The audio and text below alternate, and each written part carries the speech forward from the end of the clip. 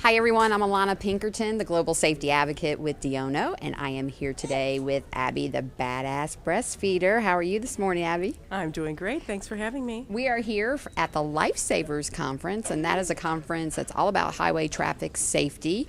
There are police officers, firefighters, paramedics, and child passenger safety technicians and instructors, and we're all here for one common goal, and that is saving lives, and especially the lives of these little guys. And so we know that you now have a Rainier car seat for your children, and how was it to install?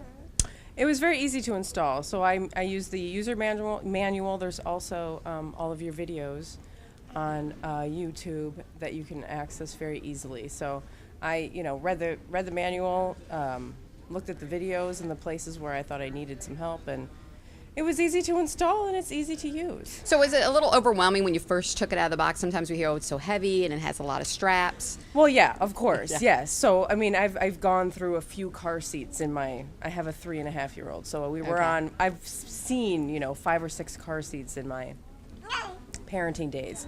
But you're right, when you first open a car seat, it's overwhelming because there's a lot of parts and the manual is pretty thick, and you feel like you're just not going to be able to figure it out. Right. So there's a lot of things in the manual that we have to put in there based on federal regulations, Right. and then we want to make it as easy as can be for the layman person, and so we have to do specific instructions for every different way that the car seat can be installed and utilized in a car. So I know it can be overwhelming. Now, the seat goes to 50 pounds rear facing. Are you pro rear facing? Yes, absolutely. Pro rear facing.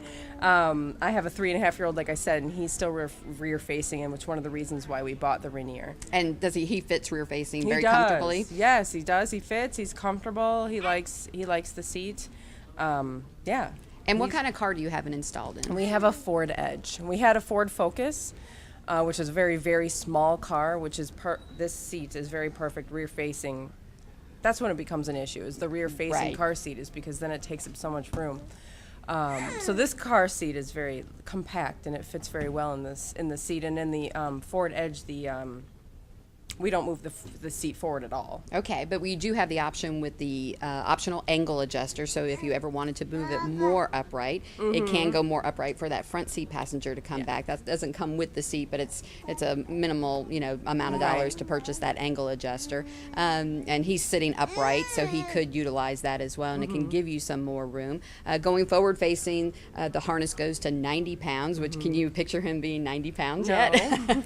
It's really hard. I have a 10.5-year-old, and he's 5'1", and he's not even 90 pounds yet. So just to kind of give you an idea, he actually was able to use the seat until he was 8.5 years old. Wow. So you're starting with him right now. You should get a long use out of the seat. That's Generally our plan. speaking, it's when we look at the average size child, my child seems to be average in the torso and the legs, and so he was able to utilize it a long time. Some can utilize it longer, some might not. So it just depends on the torso of your child. How do you like the low profile? Because when my kids were young, we had these big seats, and then I had a big SUV, and so I had to always lift him up high and hit his head on the ceiling or hurt my shoulder all the time. That is one of the things that I noticed most about this seat when it was installed. Like I said, I've had 5 or 6 seats installed in various cars, and this seat is much lower. And it's much easier to just kind of slide them in and out. Right. And you're not lifting them over some side, wall. Exactly. And some people say, well, does he not have any protection with the legs since it is low? And that's not really true. Even in those car seats that have the high sides, the legs are still going to fly on your arms all over the place. It's really all about keeping that body contained within the seat, the torso and the head, and that's what we're really trying to do, especially in that side impact collision. Exactly. What about the value? If you paid, let's say $330 for the seat with a 12-year expiration, is that a good value? Well, I think so, because if you buy one of these car seats that's cheaper, and there are plenty of cheaper options for people, it's not going to last you. You're going to have to buy something else at some point. Right. To to deal with the size and then your growing child. So you're really saving money when you spend it all up front. Sure. It's going to last through. I mean, this is Exley's seat now. This is what I plan for him to be in until he's not in the seat anymore. Right. And so the fabric you got was the orchid, I believe, the Yeah. purple. And it's a different feeling than this fabric. One of the questions we always get is which fabric is going to be cooler or warmer, because everyone's in different climates around the country, and that's probably one question your readers have as well. Do you feel like it makes a difference? Sometimes I feel like kids are just kind of get sweaty in car seats anyway, and they're going to be warm in the winter because you have the heater on in the car and things like that. Is that something that you have thought of? Yeah, no, it's not something that I've thought of. I think that if it's summer and they're getting overheated, then we have to turn on the air conditioning or open the window or dress them lightly, because a car seat is, regardless, it's going to be a little bit warmer than sitting in any other kind of seat. So. Exactly, because they're not able to move in the harness. Now, you say he's comfortable. Is he fussing at all in the car seat? Sometimes we get the question, oh, my child's, he's not happy. I think he's uncomfortable.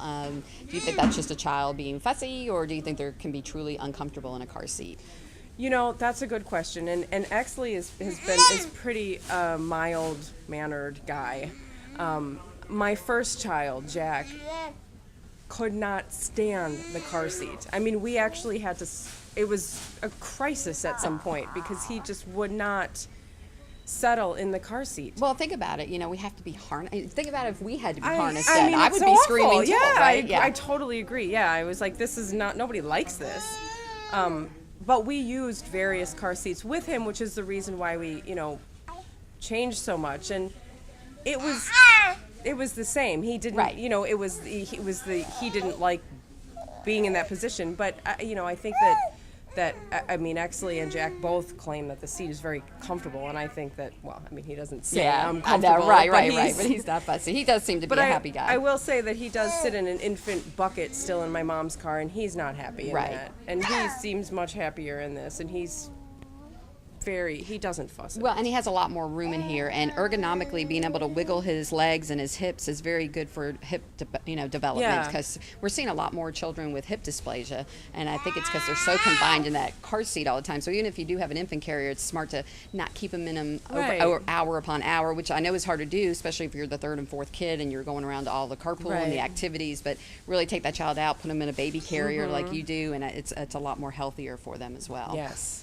Well, can you think of any other questions that you might have about the car seat that your readers might want to know? Well, yes, my readers. So how long do you think someone should rear face? Is that? Well, if you look at Swedish studies, they leave children rear facing up to 4 and 5 years old. Again, it's about that vertebrae, the bones fusing together and becoming strong enough to withstand those crash forces. And so in Sweden, children stay rear facing up to 4 and 5 years old. They virtually have no child deaths and no long-term injuries like we see here in the U.S. So when we talk about long-term, we're talking about paralysis or, in a wheelchair the rest of their lives, having to modify your home, and just horrendous injuries.